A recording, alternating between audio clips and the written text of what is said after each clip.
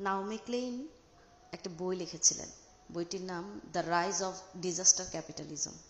2009 সালে এই বইটা নিয়ে একটা ডকুমেন্টারি হয়, নাম হচ্ছে শক ডক্ট্রিন। এই ডকুমেন্টারিটা সবার দেখা দরকার। এবং এখানে দেখিয়েছিলেন যে বিভিন্ন ডিজাস্টার এবং ক্যাওস তৈরি করে কিভাবে রাষ্ট্রগুলো নিউ লিবারাল নীতিগুলো তার জনগণের উপর চাপিয়ে দেয়।